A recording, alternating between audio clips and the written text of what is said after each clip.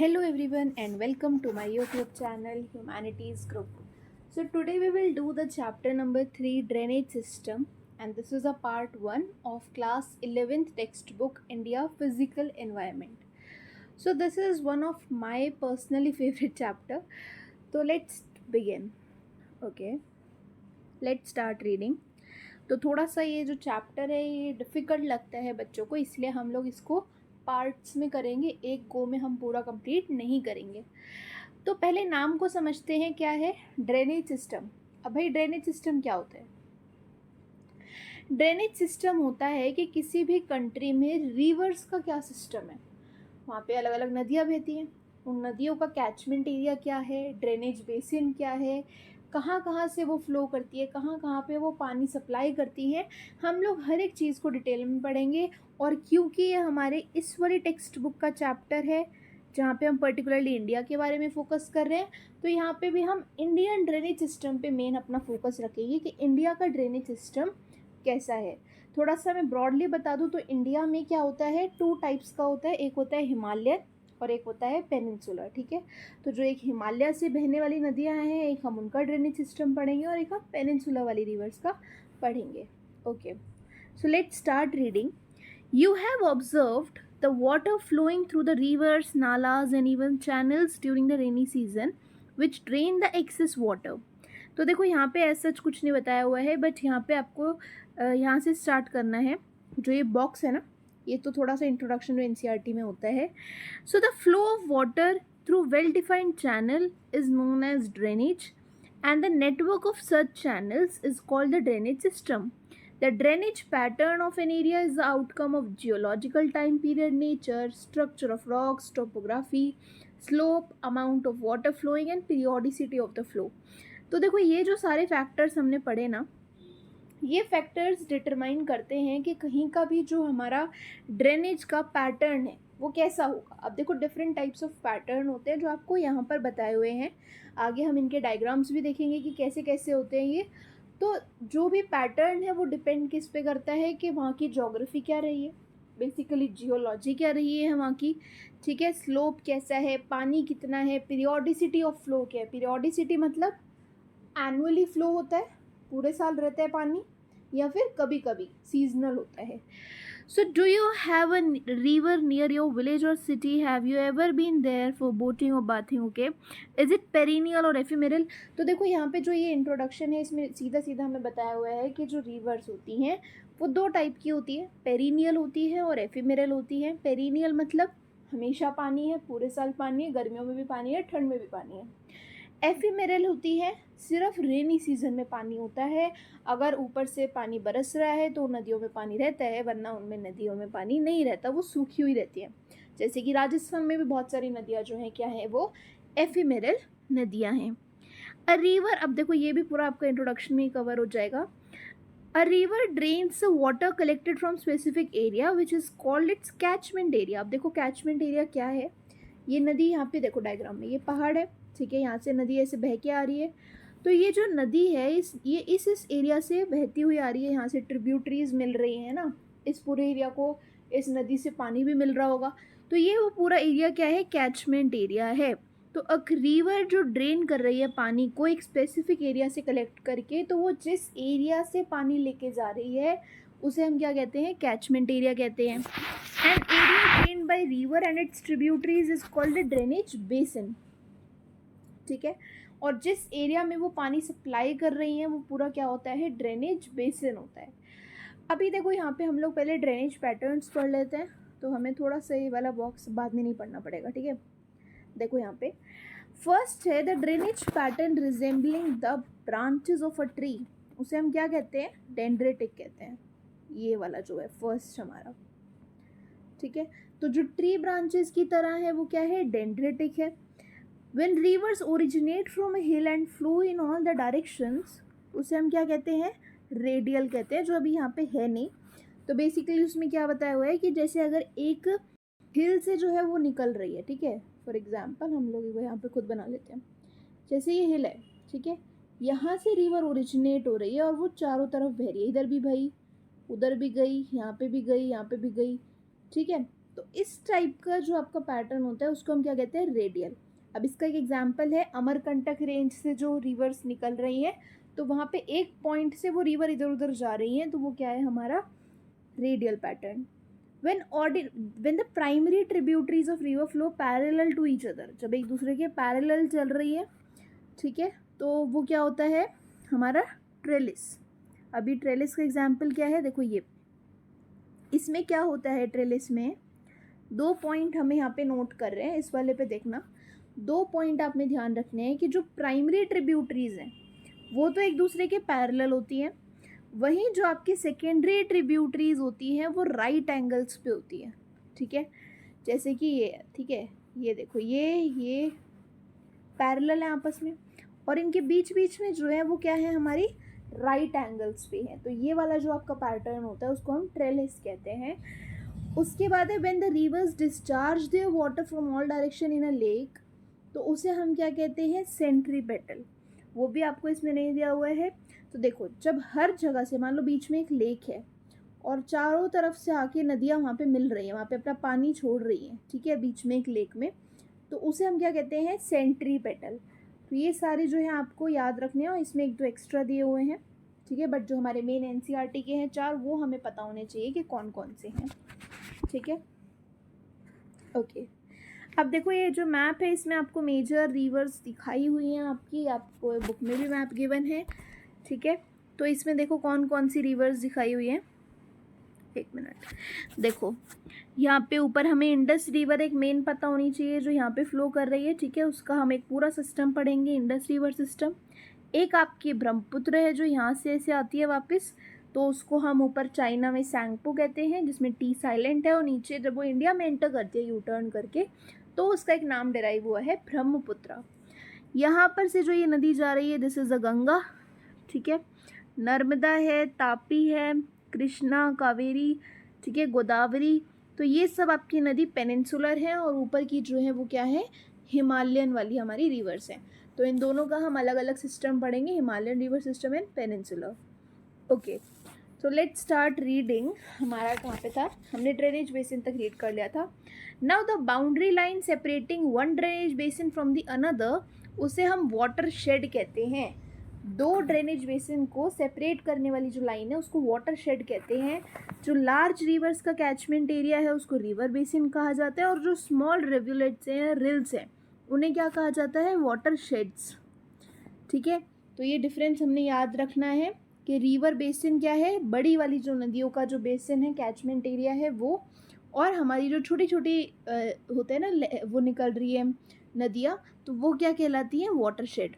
Water shade जो है वो स्मॉल एरिया है और जो बेसिन है वो लार्ज एरिया को कवर करता है। River basins and watersheds are marked by unity. What happens in one part of the basin or watershed directly affect the other part, ठीक है।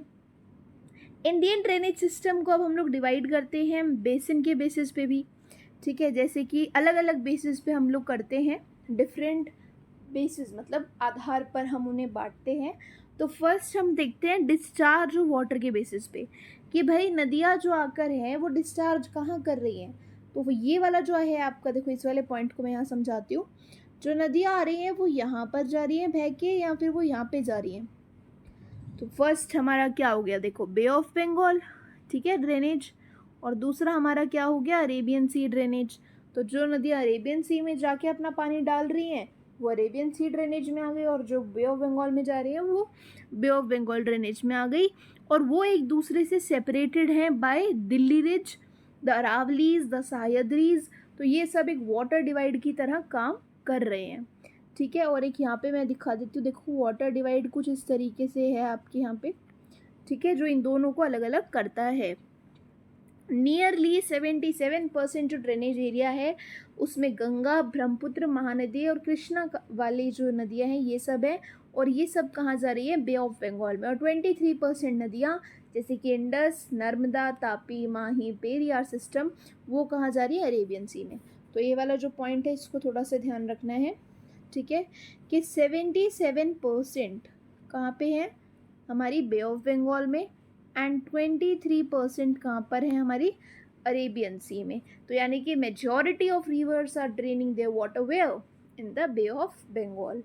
ओके, अब नेक्स्ट है हमारा on the basis of size of watershed, कि भाई watershed का size क्या है, उस बेसिस पे जो है हमने 3 कैटेगरीज में रखा है।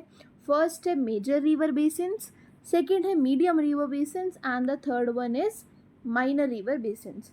अब मेजर रिवर बेसिन कौन सी है, जिनका 20,000 स्क्वायर किलोमीटर से ज़्यादा कैचमेंट एरिया है।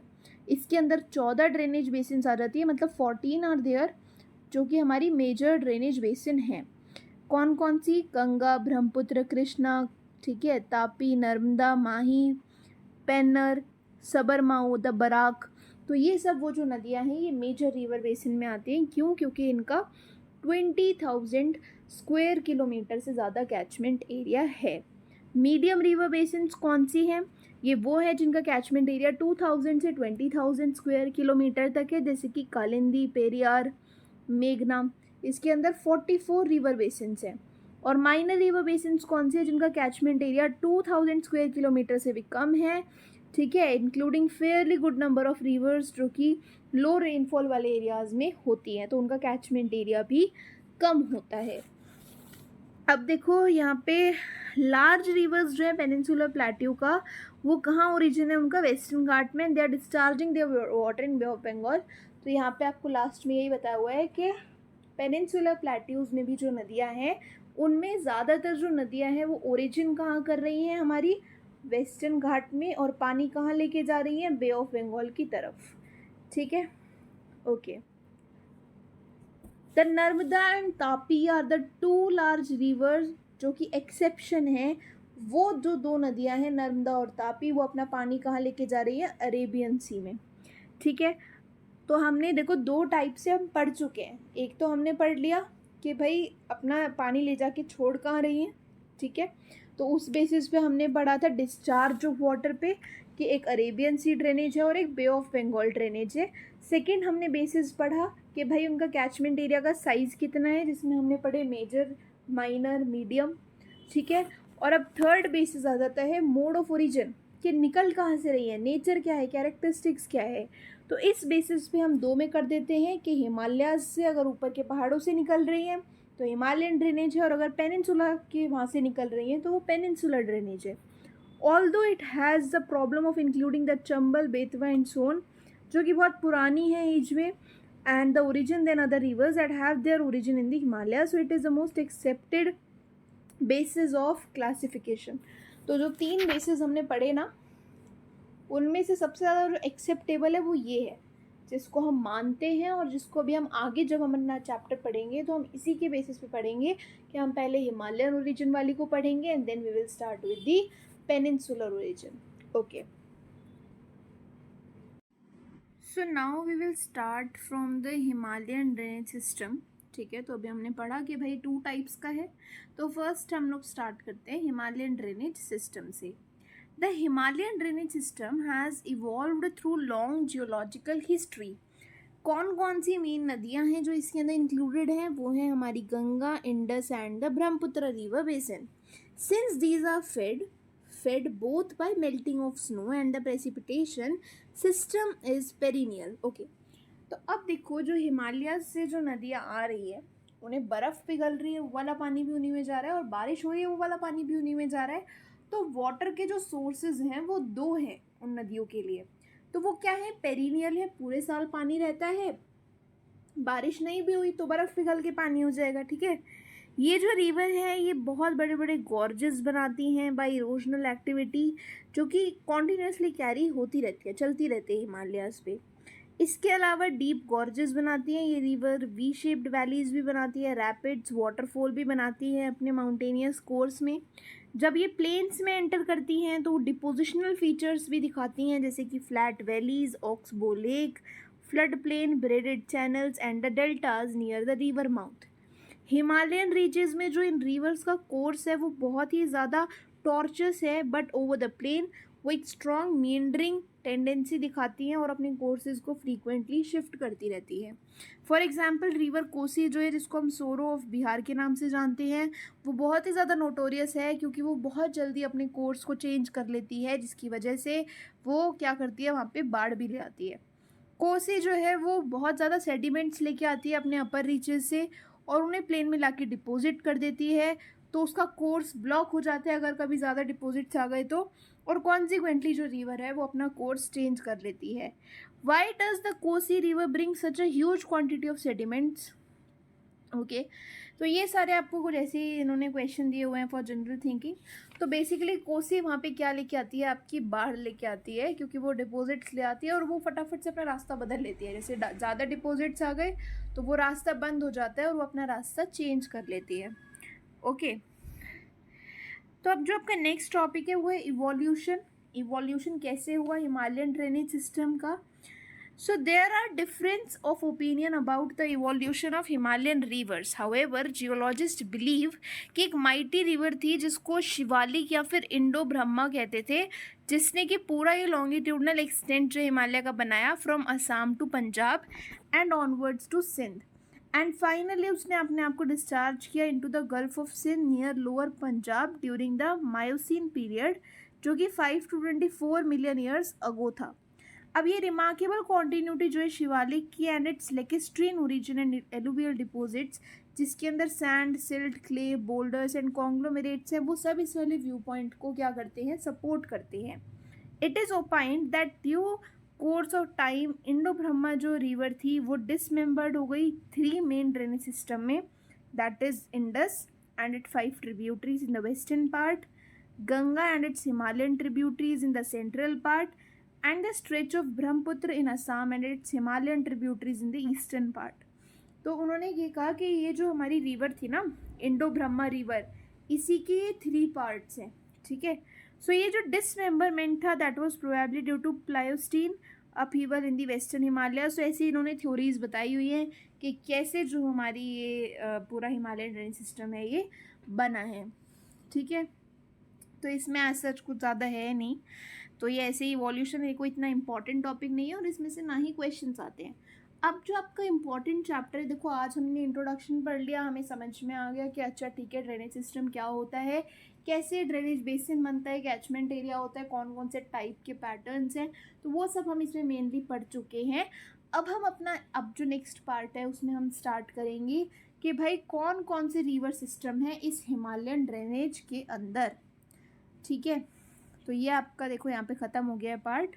So that's it for today. अब जो नेक्स्ट वीडियो होगी उसमें हम लोग इंडस सिस्टम पढ़ेंगे, गंगा का सिस्टम पढ़ेंगे और ब्रह्मपुत्र का सिस्टम पढ़ेंगे। ये जो 3 मेजर हमारे सिस्टम्स हैं इनको कंप्लीट करेंगे। So second part is going to be very important, okay.